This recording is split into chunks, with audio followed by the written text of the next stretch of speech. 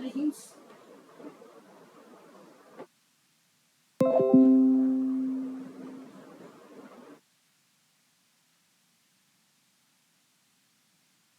तो शुरू करते हैं हम लोग। ये लास्ट टाइम हम लोगों ने पढ़ लिया था सारा ये चीज,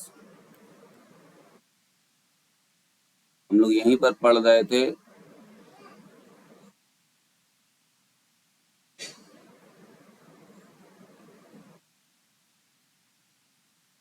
ये हम लोगों को यहाँ से पढ़ना था, ठीक है।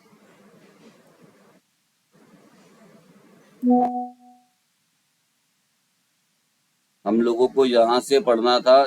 तो स्टार्ट करते हैं लेटर एथेंस पीरियड से, ठीक है। लेटर एथेंस पीरियड को देखिए, सबसे ज्यादा जो इंटेलेक्चुअलिज्म का वो जनरेशन हुआ था, मतलब जो महान बौद्धिक काल कहा गया था, जिसे गोल्डन एज भी कहा जाता है, ठीक है। ग्रीक काल में लेटर एथेंस रोमन का बहुत ज्यादा इंपॉर्टेंट रोल था, क्योंकि इसी समय में ये चार जो विद्वान आपको दिख रहे हैं, सुकरात, प्लेटो, अरस्तु और हिप्पोक्रेट्स, ये चारों का जो जन्म हुआ था वो इसी काल में हुआ था, लेटर एथेंस पीरियड में, ठीक है।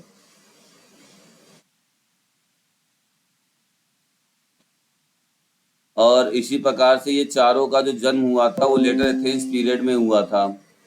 आपको इसमें समझना क्या है, इस जो लेटर एथेंस पीरियड में आपको ये देखना है कि जो प्लेटो थी ना, वो प्लेटो को कुश्ती में बहुत अच्छा दक्षता हासिल था। प्लेटो कुश्ती का बहुत अच्छा प्लेयर था, ठीक है। इस काल का क्या कहा जाता था, तो इस काल को स्वर्णयुग कहा गया, परिवर्तन का काल कहा गया, बौद्धिकता का काल कहा गया। मतलब कि तीन काल कहे गए इस एज को, golden age, the age of transition, the age of intellectualism, ये चीज बोला गया था इस काल को लेटर एथेंस में, ठीक है। लेटर एथेंस पीरियड में सुकरात, प्लेटो, अरस्तु और हिप्पोक्रेट्स का जन्म हुआ था, ठीक है। सबसे सीनियर कौन था, तो वो सुकरात थे। इन सब में सबसे सीनियर कौन था, सुकरात था। फिर प्लेटो, सुकरात के जो चेले हुए थे वो प्लेटो हुए थे, प्लेटो के जो चेले हुए थे वो अरस्तु हुए थे, ठीक है। और ये जो आप देख रहे हैं हिप्पोक्रेट्स, ये औषधि शास्त्र के सबसे बड़े जनक माने जाते थे, औषधि शास्त्र के सबसे बड़े जनक माने जाते थे, ठीक है। और औषधि शास्त्र के जनक माने जाते हैं इस समय ये। आइए आगे बात कर लेते हैं। आगे बात कर लेते हैं development of physical education in Rome. Rome में डेवलपमेंट फिजिकल एजुकेशन का कैसे हुआ था। तो जैसे ही देखिए क्या हुआ था कि ग्रीक का हिस्ट्री खत्म होता है, जहाँ पर ग्रीक की हिस्ट्री खत्म होती है लेटर एथेंस रोमन में, वहाँ पर रोम वासियों ने ग्रीक पर कब्जा कर लिया था और ग्रीक की हिस्ट्री को अपना लिया था। मतलब ग्रीक, तो वहाँ से आपका दूसरा काल चलने लगा जिसको कहा गया रोम, ठीक है। तो यूनान के बाद सारी शिक्षा का जो सबसे प्राचीन सभ्यता है वो रोम की मानी जाती है। रोम वासी तर्कसंगत थे, तथ्यों को पहचानने की काबिलियत रखते थे, इसलिए रोमन लोगों के व्यवहार में शारीरिक शिक्षा का महत्वपूर्ण स्थान माना जाता है। आइए अब देखते हैं कि रोमन काल में क्या क्या चीजें होती थी। तो रोम काल में जो आपको याद रखना है, वो सबसे जरूरी याद रखना है ये वाला पॉइंट, कैंपस मार्टियस। अर्ली रोम काल में क्या होता था कि 18 साल के बच्चों जब युवा होते थे, वह शारीरिक और मानसिक कौशल के लिए तैयार किए जाते थे। तो जहाँ तैयार किए जाते उस स्थान को कहा जाता था कैंपस मार्टियस, ठीक है। कैंपस मार्टियस कहा जाता था, ये बहुत ही इम्पोर्टेंट है। और शारीरिक शिक्षण सिद्धांत का प्रतिपादन सर्वप्रथम किसने दिया था, तो गैलन ने दिया था। किसने दिया था, गैलन। आपको बस ये जानना है, ठीक है। दो इसमें जानना है कि अर्ली रोमेंस पीरियड में कैंपस मार्टियस का नाम शब्द आया था। इसमें एक चीज और हुआ था, ठीक है। सर हाँ सर इसका रिकॉर्डिंग भी ऑन कर दीजिए। रिकॉर्डिंग ऑन है, ठीक है सर। ठीक है। रोमन सम्राट किंग नेरो, ऐसा एक राजा था, एक ऐसा राजा था रोम का, जिसने ओलंपिक में निर्णायकों को घूस देकर विजयी बना था, खुद विजेता बना था, ठीक है। तो कौन कौन था वो, तो किंग नेरो था। याद रखिएगा, मैं भी पूछा नहीं है ये क्वेश्चन, लेकिन आपको याद रखना है किंग नेरो ऐसा पहला रोम का राजा शासक था जिसने निर्णायकों को घूस देकर विजेता बना था, ठीक है। आगे बात कर लेते हैं कि रोमन में एथलेटिक्स। देखिए यहाँ पर आपका नेक्स्ट है later romance period. Later romance period में क्या आप देखेंगे,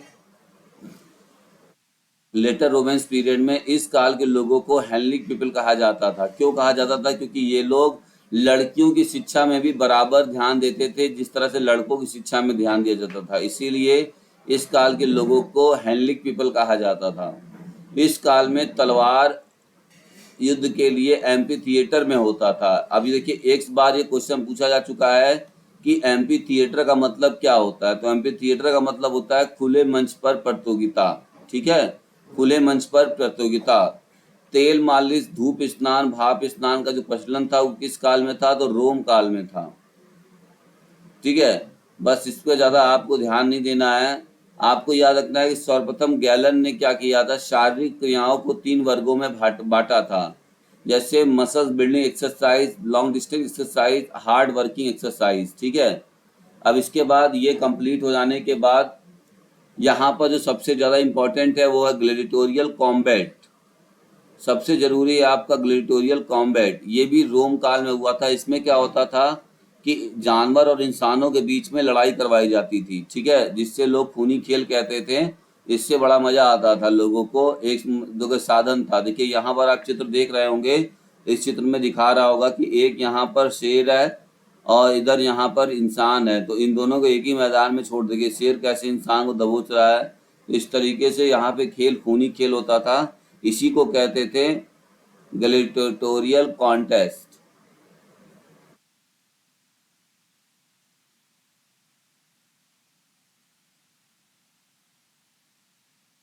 नेक्स्ट बात कर लेते हैं हम लोग जर्मनी में शारीरिक शिक्षा को डेवलपमेंट कैसे किया गया। तो इसमें देखिए आपको कुछ लोगों के नाम याद रखने हैं। सबसे पहले आप नाम रखेंगे जॉन बर्नार्ड बेस्डो का। जॉन बर्नार्ड बेस्डो को दो चीज़ों में रखेंगे कि इनको known as the father of modern physical education in Germany. Germany में इनको मॉडर्न फिजिकल एजुकेशन का जनक कहा जाता है और इन्होंने फिलोथ्रोपिनम नाम की संस्था थी उसकी स्थापना करवाई थी, फिलोथ्रोपिनम। तो दो चीज़ों को याद रखेंगे कि जॉन बर्नार्ड बेस्डो ने फिलोथ्रोपियम नाम की संस्था की स्थापना की थी। नेक्स्ट बात करेंगे Friedrich Ludwig Jahn. Friedrich Ludwig Jahn ने क्या किया था? फ्रेडरिक लुडविग जॉन ने टर्वेरियन मूवमेंट्स का आंदोलन, जो टर्वेरियन मूवमेंट था ये पूछा गया क्वेश्चन है। ठीक है, टर्वेरियन मूवमेंट्स का आंदोलन किसने शुरू किया था? तो फ्रेडरिक लुडविग जॉन। आपको याद करने कैसे करना है, देखिए अगर लुडविग जॉन, यहाँ पे अगर आप लुडविग जॉन लिखेंगे, लुडविग जॉन, ठीक है, तो यहाँ लास्ट में भी एन आ रहा है और टर्वेरियन में भी एन आ रहा है। तो इस तरीके से बता सकते हैं कि जर्मनी में लुडविग जॉन ने टर्वेरियन मूवमेंट की स्थापना की थी। इन्होंने एक आयतकार मैदान बनाया था। ठीक है, ऐसे आयतकार सामने चारों भुजाएं, देखिए इस तरीके से आयतकार मैदान बनाया था और उस पर एक्सरसाइज करवाया था और उन्होंने इसका नाम रखा था टन प्लाट्स। टन प्लाट्स नाम इन्होंने दिया था। इन्हें आयरन क्रॉस की उपाधि से भी सम्मानित किया गया था। ठीक है, आगे बढ़ते हैं। फेडरिक गट्समथ, इनको नहीं भूलना है, ये हमारे जर्मनी के ग्रैंडफादर ऑफ जिम्नास्टिक कहे जाते हैं, गट्समथ। फेडरिक जॉन क्रिस्टोफर फेडरिक गटमथ, इनका पूरा नाम है गटमथ। ठीक है, जिम्नास्टिक फॉर यंग, इन्होंने दो किताबें लिखी थी, जिम्नास्टिक फॉर यंग और गेम्स। ये इंपॉर्टेंट है, ये पूछा जाता है। नेक्स्ट बात करते हैं साल्जमैन। साल्जमैन क्या था? एक बहुत अच्छा शिक्षक था जिसने सनेतफाल एजुकेशन की, सनेतफाल एजुकेशन सिस्टम की इसने रचना की थी। और इसने, अब देखिए ये जो आप देख रहे हैं, इसने ये इंस्टीट्यूशन को खोला था। ठीक है, साल्जमैन ने। Salzmann was the first teacher in Germany to make gymnastic and physical activity as a curriculum. ये ऐसा पहला टीचर था जिसने कि जिम्नास्टिक और फिजिकल एक्टिविटी को करिकुलम का प्रूफ दिया था। इसके बाद एडोल्फ स्पीच का काम आ जाता है, डॉक्टर कार्ल डायम आ जाते हैं और भी अन्य तथ्य हैं। नेक्स्ट बात कर लेते हैं स्वीडन की। स्वीडन में क्या हुआ था देख लीजिए। स्वीडन में बाप और बेटे दो लोगों ने मिलकर सबसे ज़्यादा डेवलपमेंट किया था फिजिकल एजुकेशन का स्वीडन के अंदर। एक थे पर हेनरिक लिंक और दूसरे थे जालमर लिंक, उनका लड़का था जालमर लिंक। ये इन्हीं का लड़का था, पर हेनरिक लिंक का लड़का था जालमर लिंक। ठीक है, आइए देखते हैं कि इन्होंने क्या क्या किया था। तो देखिए सबसे पहले जो पर हेनरिक लिंक थे, इन्होंने 4 भागों में बांटा था किसको? जिम्नास्टिक को। एक बांटा था educational gymnastic, military gymnastic, medical gymnastic और एस्थेटिक जिम्नास्टिक या आर्टिस्टिक जिम्नास्टिक। ठीक है, पर्न हेनरिक लिंक की याद में एक रॉयल जिम्नास्टिक सेंटर इंस्टीट्यूट की स्थापना हुई थी स्टॉकहोम में, ठीक है, जिसमें लिंगियार्ड मनाया जाता था। आपको याद रखना है, इनकी याद में 1939-1949 में लिंगियार्ड मनाया जाता था, ठीक है, लिंगियार्ड मनाया जाता था इनकी याद में। तो सबसे पहला लिंगियार्ड कब मनाया गया था? तो 1939 में, और 1949 में लिंगियार्ड मनाया गया, ठीक है। लिंगियार्ड में क्या हुआ था कि यही पर्न हेनरिक लिंक के जो बरसी थी, जो उनका डेथ एनिवर्सरी था, उसके ऊपर इन्होंने लिंगियार्ड मनाया था स्टॉकहोम में, ठीक है। ऐसी यहाँ पर जो एक बार क्वेश्चन पूछा गया है कि 1949 में जो लिंगियार्ड था, वहाँ पर हमारे इंडिया की टीम गई थी, वही हनुमान व्यायाम प्रसारक वाली टीम गई थी वहाँ पर, और उन्होंने इंडियन जिम्नास्ट का वहाँ पर प्रदर्शन किया था, ठीक है। जालमर ने, जो उनका लड़का था, उसने क्या किया था, वह उसने 2000 ड्रिल्स का एक ड्रिल था, मतलब एक तरह से हम कह सकते हैं कि जो पीटी एक्सरसाइजेस होते हैं ना, कैलिस्थेनिक एक्सरसाइजेस होते हैं, उनका उसने पिक्चर बनाया था।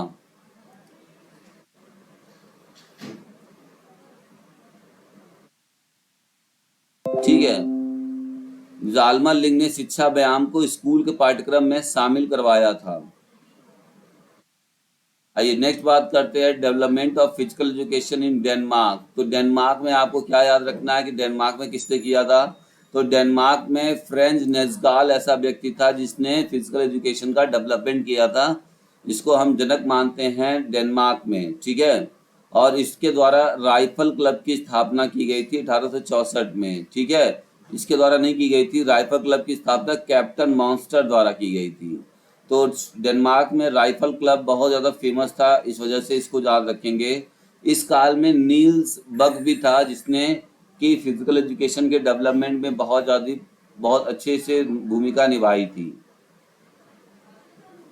अब हम लोग बात करते हैं developmental history of physical education in India.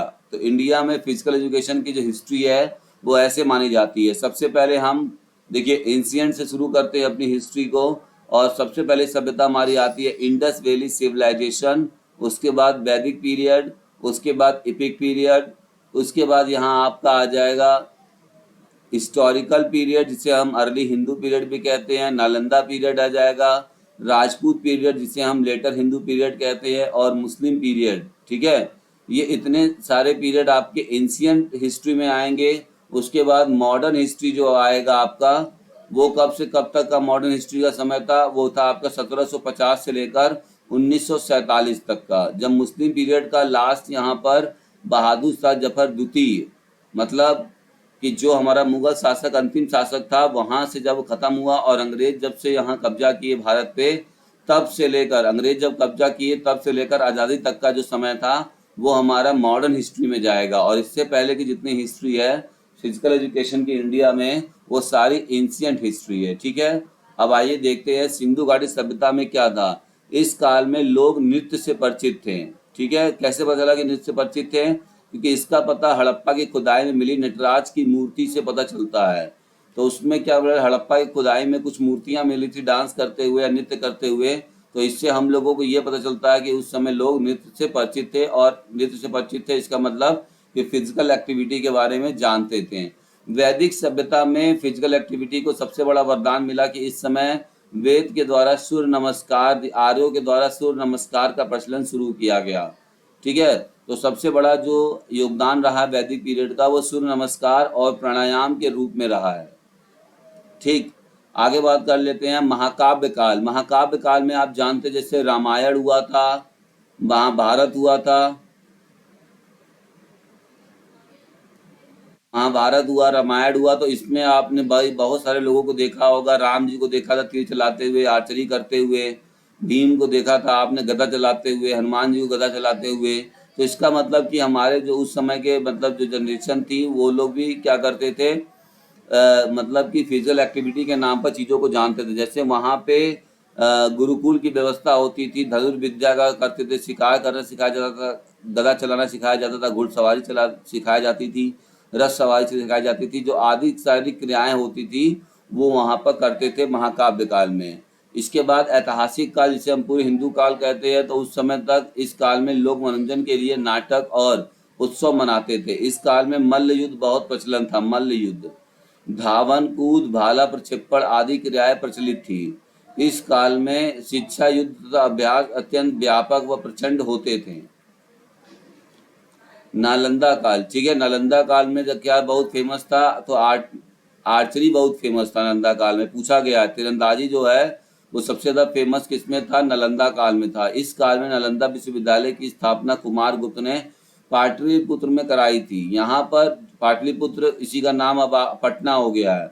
लगभग 600 विद्यार्थी शिक्षा के साथ साथ शारीरिक शिक्षा का भी शारीरिक रूप से स्वस्थ रखने के लिए किया करते थे। ठीक है, इस काल में सूर्य नमस्कार, प्राणायाम, धनुर्विद्या, योगाभ्यास, अश्वारोहण, कुश्ती आदि की शिक्षा भी दी जाती थी। ठीक है,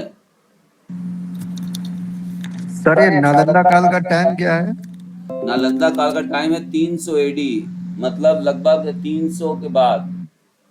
300 एडी है, और बीसी का मतलब समझते हैं सभी लोग यहाँ? जी सर।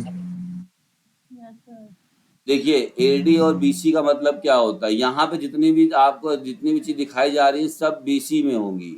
क्यों? बीसी का मतलब होता है बिफोर क्राइस्ट एरा, बीसी का मतलब होता है बिफोर क्राइस्ट, और एडी का मतलब होता है आफ्टर डेथ। देखिए, जो हमारा हिस्ट्री है वो ऐसे अंग्रेजी कैलेंडर के हिसाब से लिखा गया है। तो अंग्रेजी कैलेंडर क्या कहता है कि हम दो तरह से घटनाओं को मानेंगे। एक, हमारे क्राइस्ट, जो जीसस क्राइस्ट है उनके जन्म लेने से पहले, यानी बिफोर क्राइस्ट, और दूसरा घटना मानेंगे आफ्टर डेथ, उनके मरने की बाद के घटना के बाद का समय को। तो उन्होंने समय को, कैलेंडर को दो भागों में बांटा था, तो एक बिफोर क्राइस्ट और एक आफ्टर डेथ। समझ में आई बात? एडी जी का सर। मतलब है जो ये आप चल रहा है ना इस समय, आप कह सकते हैं कि 2023 एडी चल रही है, एडी। और ये 300 एडी की बात हो रही थी। नालंदा की कौन सी बात हो रही थी? 300 एडी की बात हो रही है। समझ रहे बात? 1700 साल पहले की बात हो रही है। मैं सर ये पूछ रहा था, एक ही साल रहा ये 300 एडी का मतलब, इसमें कब से कब तक नहीं लिखा है ना? मतलब उस समय चला था ये।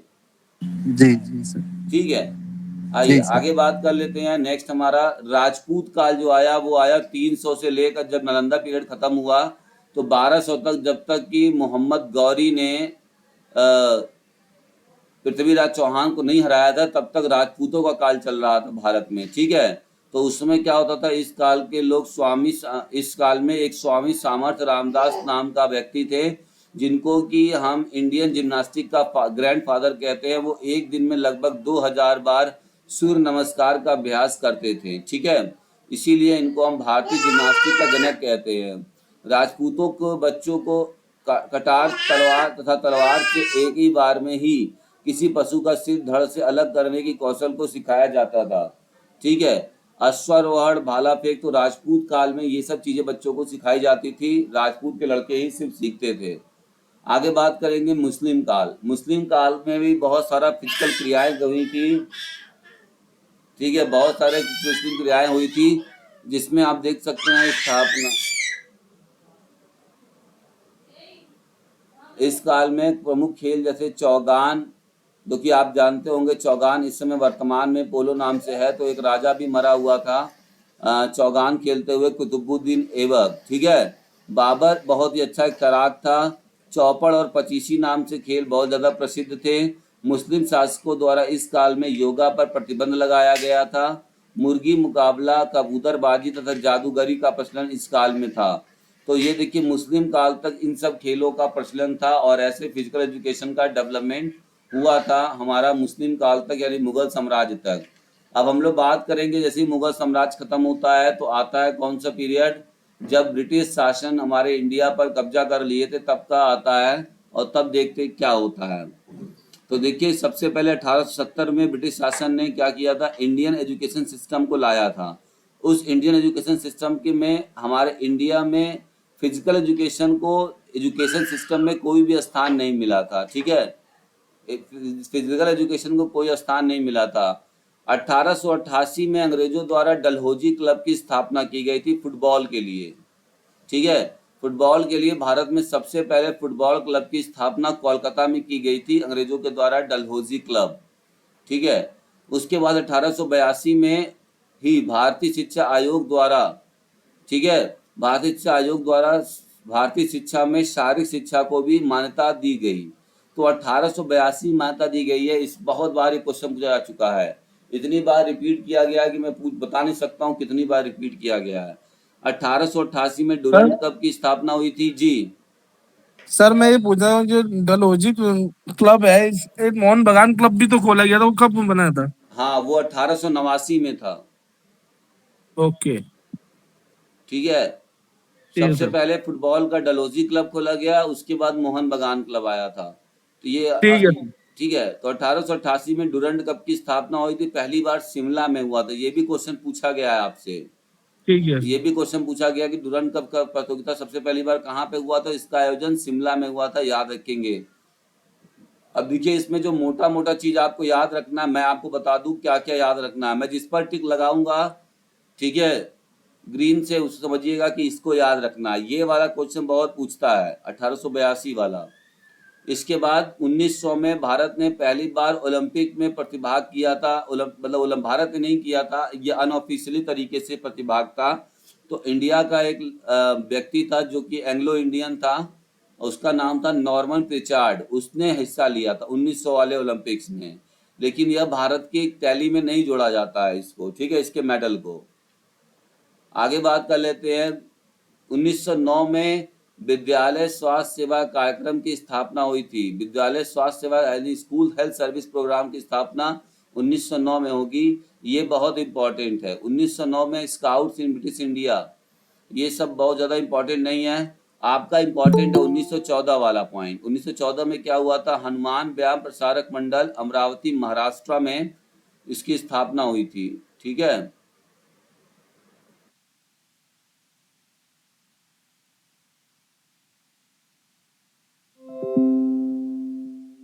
नेक्स्ट बात कर लेते हैं 1920 में। सबसे ज्यादा पूछा जाने वाला सवाल यही है कि भारत का पहला, आपको बता दें, ये भारत का पहला नहीं, पूरे एशिया का पहला ऐसा कॉलेज था। ठीक है, सारी शिक्षा का पहला कॉलेज था, पूरे एशिया का सारी शिक्षा का सबसे पहला कॉलेज था, सिर्फ भारत का नहीं था। हम लोग सिर्फ भारत का जानते हैं ना, भारत का नहीं है ये, पूरे एशिया का। यह एशिया का प्रथम सारी शिक्षा कॉलेज था। यह भारत की प्रथम विदेशी सारी संस्था थी जिसको कि एस.सी. बक ने चालू या खोला था। ठीक है। और इसके प्रथम प्रधानाचार्य कौन थे? तो एस.सी. बक स्वयं ही थे, वो डायरेक्टर भी थे और इसके प्रिंसिपल भी थे। एस.सी. बक को भारत में आधुनिक फिजिकल एजुकेशन का जनक कहा जाता है। ठीक है।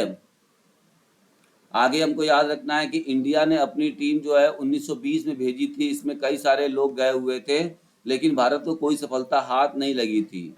और 1920 में ही रेड क्रॉस सोसाइटी की स्थापना हुई थी। तो ये जो जितने भी आप यहाँ पर देख रहे हैं, ये सारी चीजें आपको याद रखनी है, करनी पड़ेंगी, क्योंकि यही से क्वेश्चन पूछता है। ठीक है। ये आपका इंडिपेंडेंस से पहले की चीज बता रहा हूं मैं। 1927 में भारतीय ओलंपिक संघ की स्थापना हुई थी। भारतीय ओलंपिक संघ की स्थापना हुई थी किसमें? इंडियन ओलंपिक एसोसिएशन की स्थापना हुई थी आपकी 1927 में। ये भी बहुत पूछता है। और वर्तमान में इसकी जो अध्यक्ष कौन है? वो पीटी उषा है, आईओए के, इंडियन ओलंपिक एसोसिएशन की अध्यक्ष कौन है इस समय? पीटी उषा है। ठीक है। तो इस तरीके से आप याद रखेंगे। 1932 में लखनऊ क्रिश्चियन कॉलेज की स्थापना हुई थी। 1932 में लखनऊ क्रिश्चियन कॉलेज की स्थापना हुई थी, लखनऊ। उसके बाद 1932 में Government Post Graduate Physical Education College Bandipur, West Bengal की भी स्थापना हुई थी। क्रिश्चियन कॉलेज की जो स्थापना करवाया था, वो करवाया था मिस्टर E.W. टेट मॉम्बी ने। ठीक है। इसके बाद आपको याद रखना है कि कांदीवली, मुंबई, ये सब थोड़ा सा आप देख लीजिएगा। अब हम लोग आते हैं 1947 में। आज़ादी के बाद क्या क्या हुआ था, कौन कौन सी कमेटी हमको पढ़नी है, कौन कौन से बहुत ज़रूरी है, कौन कौन से याद रखना बहुत ज़रूरी है, ये आपको बहुत ज़्यादा इंपॉर्टेंट रोल प्ले करता है। ठीक है। तो सबसे पहले हम लोग बात करेंगे 1948 में ताराचंद कमेटी की स्थापना की गई थी। और इसी कमेटी के सुझाव पर Lakshmibai National College of physical Education की स्थापना हुई थी। ठीक है। इसी कमेटी के सुझाव पर Lakshmibai National College of physical Education की स्थापना हुई थी। किसके कहने पर? तो ताराचंद कमेटी के कहने पर। 1948 में एनसीसी की भी स्थापना की गई, नेशनल कैडेट कॉर्प्स में। ये किसने की थी? तो इसकी स्थापना की थी डॉक्टर हृदयनाथ कुंजरू ने। ये क्वेश्चन पूछा गया है कि एनसीसी की स्थापना किसने की थी, तो डॉक्टर हृदयनाथ कुंजरू ने की थी। आगे बात कर लेते हैं, 1948 में यूनिवर्सिटी एजुकेशन कमीशन पहले आया था और इसके जो अध्यक्ष थे वो कौन थे? Doctor S Radhakrishnan. ठीक है, डॉक्टर राधा कृष्णन थे इसके। आगे बात कर लेते हैं, 1950 में central advisory of board physical education and recreation ये संस्था आई थी। ये संस्था आई तो इसका काम क्या था? इसके प्रथम अध्यक्ष मौलाना अबुल कलाम आजाद थे, जो कि पहले भारत के, ठीक है, एजुकेशन मिनिस्टर थे। मौलाना अबुल कलाम आजाद, अब्दुल कलाम आजाद नहीं है, अबुल कलाम आजाद है।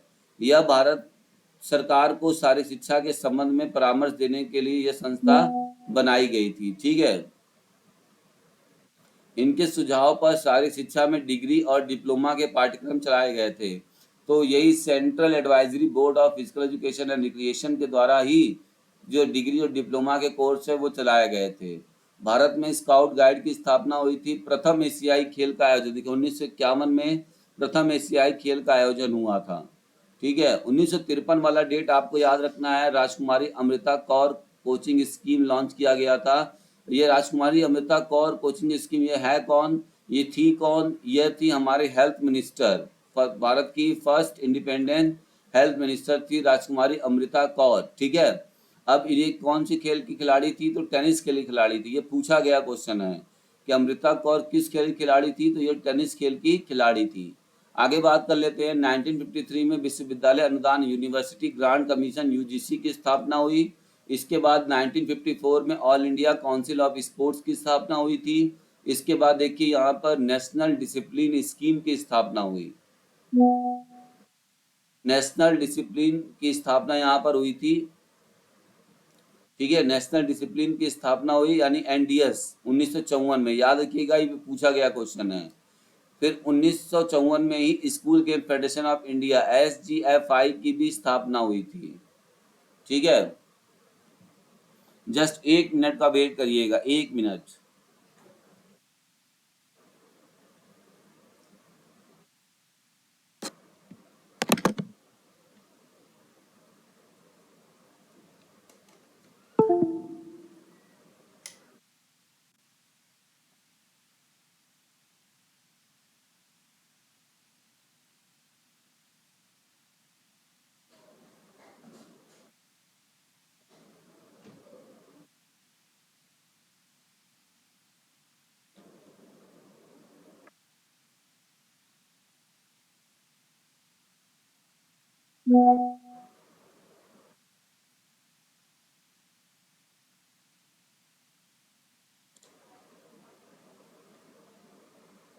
चलिए, सभी का धन्यवाद वेट करने के लिए थोड़ा सा।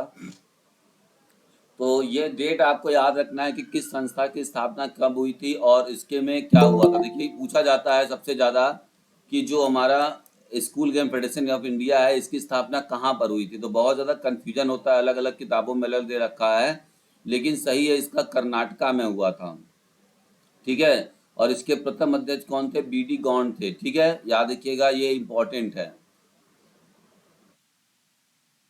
1956 और 57 में माका ट्रॉफी की स्थापना हुई थी। माका ट्रॉफी मतलब क्या होता है? मौलाना अबुल कलाम आजाद ट्रॉफी।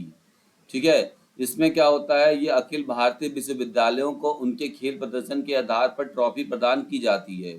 ठीक है, आइए आगे बात कर लेते हैं। लक्ष्मीबाई राष्ट्रीय शारीरिक शिक्षा संस्थान, इसकी स्थापना हुई थी 1957 में। भारत का अपना जो संस्थान था और जो पूरी तरीके से एक तरीके से कोर्स को चलाया गया था वो किया गया था 1957 में, Lakshmibai National College of physical Education. ठीक है, और यह भारत में आज़ादी के बाद शारीरिक शिक्षा का एक राष्ट्रीय कॉलेज की स्थापना हुई थी। 1967 में इसका नाम लक्ष्मीबाई राष्ट्रीय शारीरिक शिक्षा महाविद्यालय हुआ।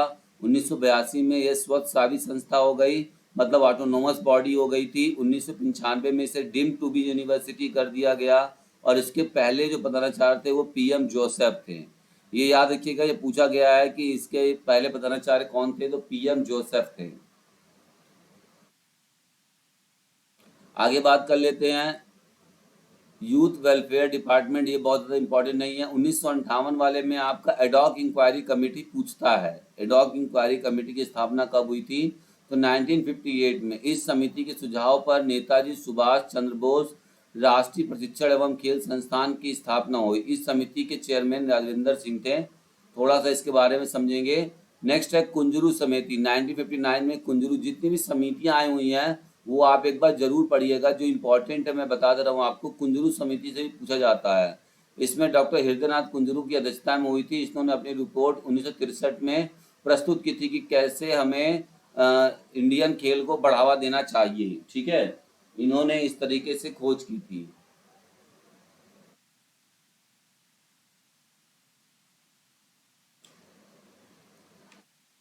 आगे बात कर लेते हैं। नेक्स्ट यहाँ पर अगला हमारा है नेशनल फिजिकल एफिशिएंसी ड्राइव। ये जो आपका है ड्राइव, ये 1959 और 60 में है। 1960 में कोल एंड कपूर समिति बनाई गई थी, जिस फिजिकल एजुकेशन को डेवलपमेंट करने, जितनी भी कमेटी बनाई गई हैं सभी ने अपना अपना सुझाव देकर फिजिकल एजुकेशन को डेवलपमेंट किया है। 1961 में Netaji Subhash national institute of sports Patiala में खोला गया मेन सेंटर। उसके बाद धीरे धीरे यह 4 जोन में बढ़ गया। 1975 में साउथ जोन इसका बेंगलुरु में हो गया। ईस्ट जोन 1983 में, 1987 में वेस्ट जोन, और नॉर्थ जोन जो पटियाला में पहले से खुला था। तो सबसे पहले 1961 में खुला था, उसके बाद अलग अलग चारों जगह पे इसका NSNIS का एक वो खुला। ठीक है,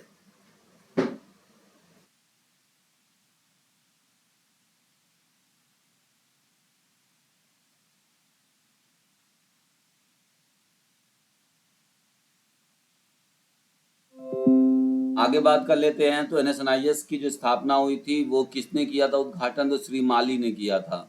ठीक है, और भारत का स्पोर्ट्स म्यूजियम, कभी कभी पूछा जाएगा आपसे कि भारत का स्पोर्ट्स म्यूजियम कहाँ पे अवस्थित है, तो भारत का स्पोर्ट्स म्यूजियम यही आपका पटियाला में जो है NIS, ठीक है, नेशनल इंस्टीट्यूट ऑफ स्पोर्ट्स जो है वहाँ पर स्थापित है। आगे बात कर लेते हैं। 1961 में अर्जुन अवार्ड की स्थापना की गई थी। इसके बाद 1961 में national council of research NCRT की भी स्थापना की गई थी। इसके बाद 1963 में एम्पियर पाठ्यक्रम आया था। एम्पियर पाठ्यक्रम का सबसे पहला जो आया था वो कब आया था? तो 1963 में आया था। इसके बाद हम लोग बात करेंगे 1964 में कोठारी कमीशन या शिक्षा कमीशन आया था। ठीक है, इसके बाद देखिए 1965 में काशी हिंदू विश्वविद्यालय में शारीरिक शिक्षा का आगमन हुआ था, यानी BHU जो है वहाँ पर शारीरिक शिक्षा का आगमन हुआ था 1965 में।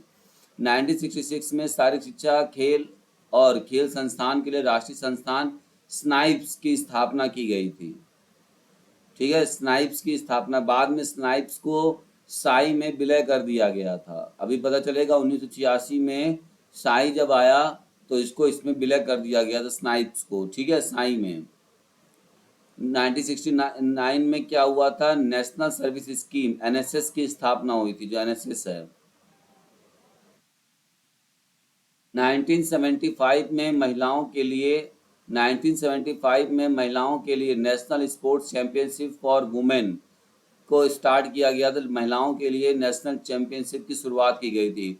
1982 में 9th एशियन गेम्स की स्थापना की गई या आयोजित की गई थी। 1983 में साउथ एशियन गेम्स की स्टार्ट किया गया था। ठीक है, भारत में। नेक्स्ट बात कर लेते हैं 1984 में स्पोर्ट्स अथॉरिटी ऑफ इंडिया की स्थापना। आज जो भी हमारा किसी भी जगह पे जो खेल को देखते हैं वो कौन देखता है? स्पोर्ट्स अथॉरिटी ऑफ इंडिया देखते हैं। ठीक है, साई सबसे बड़ी संस्था इस समय है।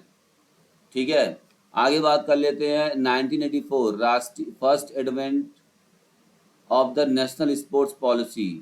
खेल राष्ट्रीय खेल नीति का प्रथम बार आगमन हुआ था 1984 में। 1985 में द्रोणाचार्य अवार्ड आया। उसके बाद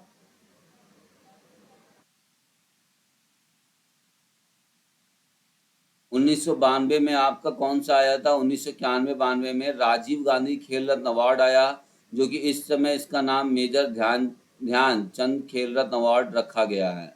अभी करंट में राजीव गांधी खेल रत्न अवार्ड का नाम चेंज करके मेजर ध्यानचंद खेल रत्न अवार्ड रखा गया है। 1994 में NAC नैक जानते हैं ये कौन सी संस्था होती है? नैक संस्था होती है जो कि नेशनल एक्रीडिएशन ऑफ मतलब कॉलेजेस को देती है, ये ग्रेडिंग देती है कॉलेज का जो हिसाब किताब होता है, मतलब कि उनका वहाँ एजुकेशन सिस्टम कैसा है, प्लेग्राउंड कैसा, उनकी फैसिलिटीज़ कैसी है, कैसी अपॉर्चुनिटी दे रहे हैं। तो उसके नैक अब क्या करती है, उनके यहाँ से पास आउट हुए बच्चों को कहाँ कहाँ नौकरी मिली, इसके बिहार पर वो रैंक बनाते हैं और A+ रैंक देते हैं नैक। कॉलेजेस और यूनिवर्सिटीज़ को रैंक देते हैं कौन? नैक। ठीक है। इसके बाद यहाँ पे बात करेंगे national council for teacher education, NCT की स्थापना हुई थी 1995 में। इसके बाद यहाँ पर 29 अगस्त 1995 को राष्ट्रीय खेल दिवस मनाया गया था पहली बार, 29 अगस्त 1995 को, और तब से लेकर आज तक हर 29 अगस्त को राष्ट्रीय खेल दिवस मनाया जाता है। किसका? मेजर ध्यानचंद के बर्थ एनिवर्सरी पर, डेथ एनिवर्सरी पर नहीं, उनका जन्म दिवस के उपलक्ष्य में। ठीक है, आगे बात करेंगे और बाकी बहुत ज़्यादा नहीं है। खेलो इंडिया कार्यक्रम 2018 में आया था, यहाँ इसको देख लेना है हम लोग कि खेलो इंडिया कार्यक्रम की स्थापना हुई थी 2018 में। इसके बाद ये सारा चीज़ आप पढ़ लेंगे उससे, ठीक है। और खेलो इंडिया यूथ गेम्स फिर उसका नाम हो गया, फिर खेलो इंडिया ऐप लॉन्च हुआ था, फिट इंडिया मूवमेंट 2019 में आया, ऑपरेशन डिजिटल बोर्ड भी आया था, नई शिक्षा नीति 2020 में आई थी। ये सब चीज़ें आप थोड़ा थोड़ा पढ़ लेंगे, मैंने इसके बारे में दे रखा है। और टोक्यो ओलंपिक हुआ 2021 में, ठीक है, 20 में होना था लेकिन 21 में हुआ। ठीक है, इसमें क्या हुआ था, भारत को पहली बार एथलेटिक्स प्रतियोगिता में, भारत को पहली बार एथलेटिक्स प्रतियोगिता में क्या मिला था? गोल्ड मेडल मिला था। पहली बार भारत को एथलेटिक्स प्रतियोगिता में गोल्ड मेडल। आज से पहले, इससे पहले भारत को एथलेटिक्स प्रतियोगिता में ओलंपिक में कोई भी मेडल प्राप्त नहीं था। ठीक है,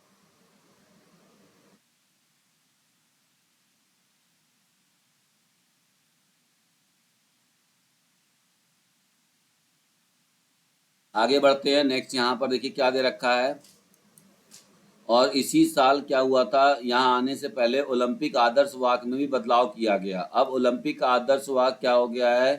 सीटियस, अल्टियस, फोर्टियस और कम्युनिटर। इसका मतलब होता है यूनिटी।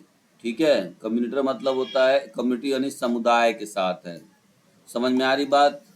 तो इस तरीके से आप इसको पढ़ लेंगे। अब हम लोग बात करते हैं थ्योरी ऑफ प्ले थ्योरी के बारे में। ठीक है, प्ले थ्योरी का मतलब पहले प्ले क्या होता है इसको समझ लेते हैं, इसके बाद हम लोग प्ले थ्योरी को समझेंगे। देखिए, खेल क्या है? बच्चों की एक स्वाभाविक प्रवृत्ति होती है। ठीक है, यह उनकी आवश्यकताओं की स्वाभाविक अभिव्यक्ति है। यह बच्चे के शारीरिक, संज्ञानात्मक, सामाजिक और भावनात्मक विकास को विकसित करता है। बाल अवस्था की शिक्षा के अग्रणी फ्रेडरिक फ्रोबेल का विचार था कि छोटे बच्चों की शिक्षा खेल पर आधारित होनी चाहिए, है ना? सर तो जो डिस्प्ले नहीं आ रहा, स्क्रीन नहीं आ रहा। स्क्रीन नहीं आ रही है, आ रही है सर। आप एक बार लॉग आउट करके फिर आ से रही है सर। ये तो भी नहीं आ रही। एक बार लॉग आउट करके फिर से लॉग इन करिए।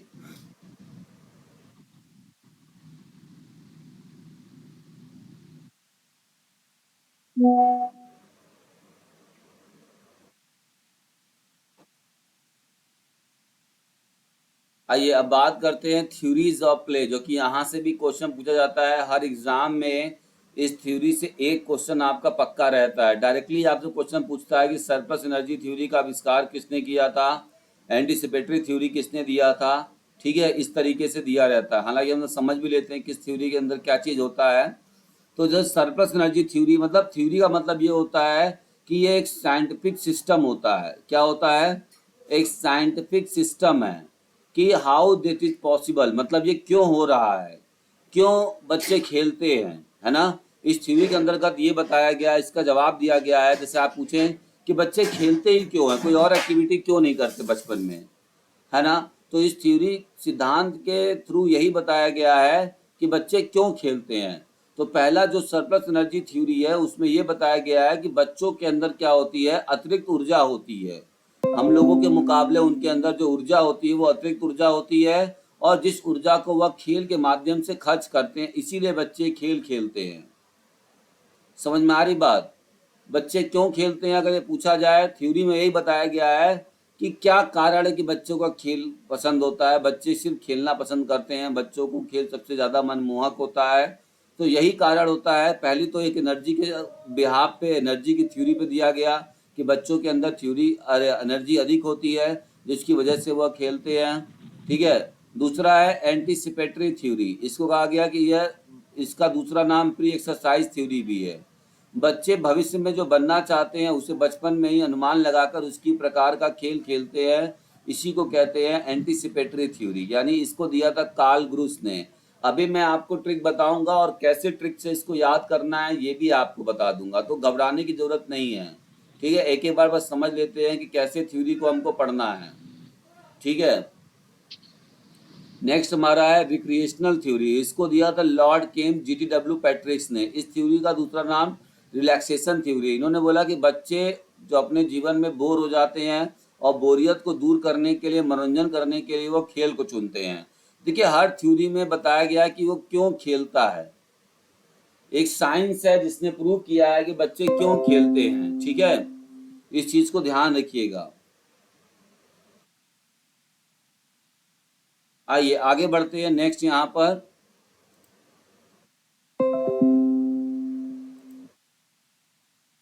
रिकैपिचुलेटरी theory. Recapitulatory theory G Stanley Hall ने दिया था। इनका क्या उद्देश्य था, past is the key to life, ठीक है। बच्चों को खेलना उनके पूर्वज पर आधारित होता है। क्या स्क्रीन दिख रही है सबको? यस सर, दिख रहा है। देख रहे हैं सर। स्क्रीन सभी को दिख रही है ना? देख रही है जी सर। सर, जी यस सर। Sir, yes. ठीक है। इस पर्पज इज पास टू की, मतलब कहने का मतलब बच्चों का खेलना उनके पूर्वज पर आधारित होता है। पुनरावृत्ति मतलब क्या है कि जो हमारे पहले के आदि मानव, जो हमारे पूर्वज थे आदि मानव, उन लोगों ने अपना भोजन प्राप्त करने के लिए उछलते कूदते रहते थे, पेड़ों पे चढ़ते रहते थे। उसी चीज को आज हम खेल के माध्यम से दोहराते हैं, पुनरावृत्ति कर रहे हैं उसी चीज का, ठीक है। इसीलिए इसको बोला गया है पुनरावृत्ति का सिद्धांत या रिकैपिचुलेटरी थ्योरी, ठीक है। आगे बढ़ते हैं। नेक्स्ट हमारा है कैथरेटिक सिद्धांत। इसको कैसे याद करना है मैं आपको सब बता दूंगा, आप बस यहाँ पर देखिए ध्यान से।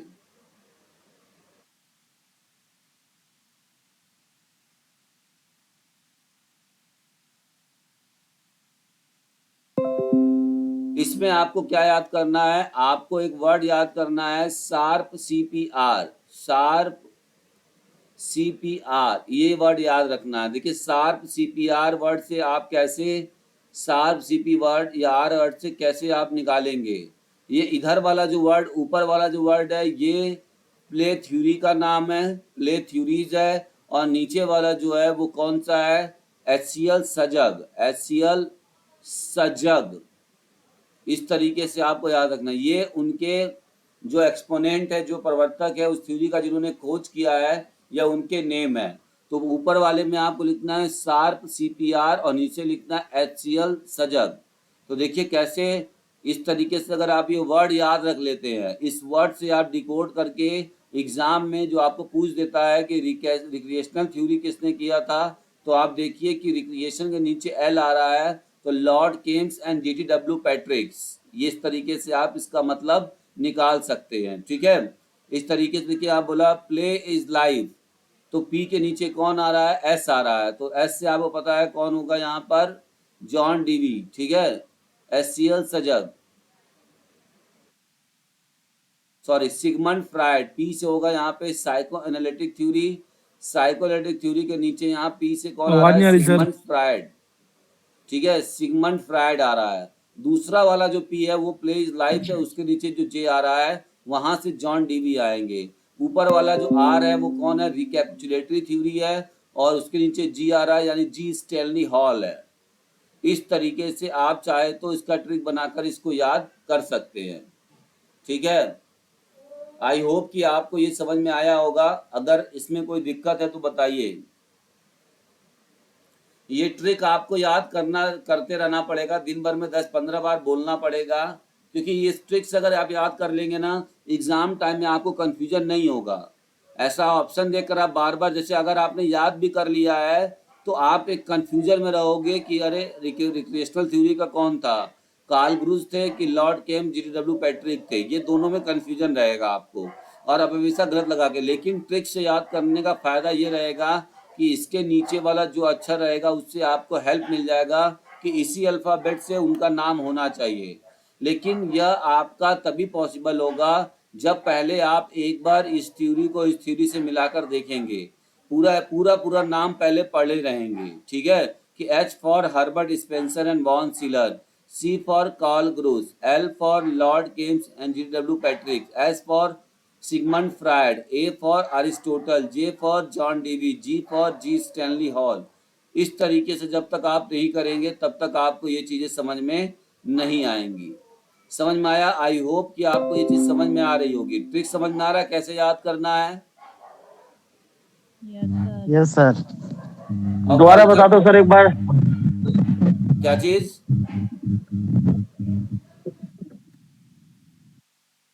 क्या बोल रहे हैं? एक बार दोबारा बता दो यही ट्रिक। बता दे रहे हैं।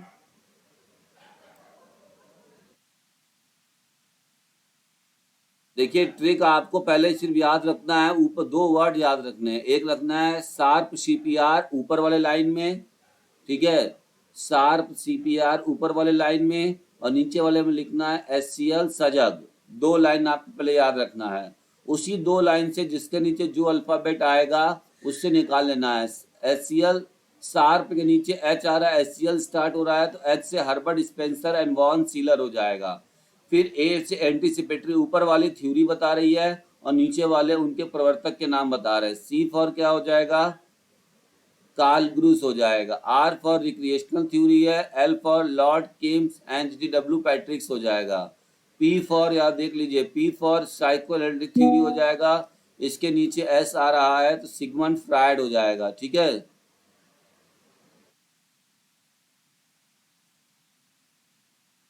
समझ में आ रहा है?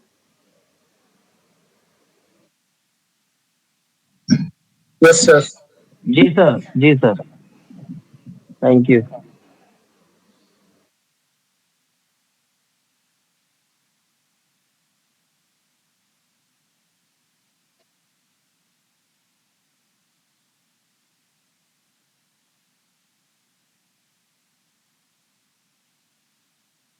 स्क्रीन शेयर नहीं हो रही थी तो बताना तो चाहिए किसी को स्क्रीन शेयर नहीं हो रही। कुछ लोगों को नहीं हो रही थी। नहीं हो रही, अब दोबारा हो रही है। अब हो रही होगी। हाँ जी, अब हो रही है।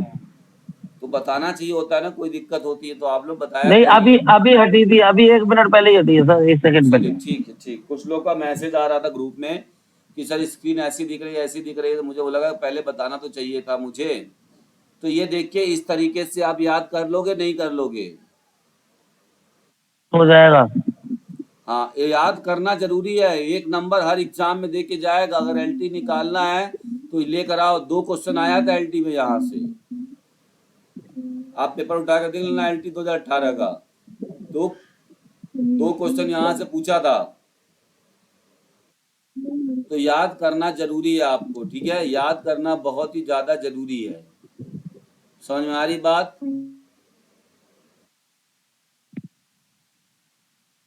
चलिए तो जी शुरू सर। करते हैं। अब आज का क्लास यहीं पे समाप्त होता है और प्ले थ्योरी याद करने के आज करते हैं खत्म।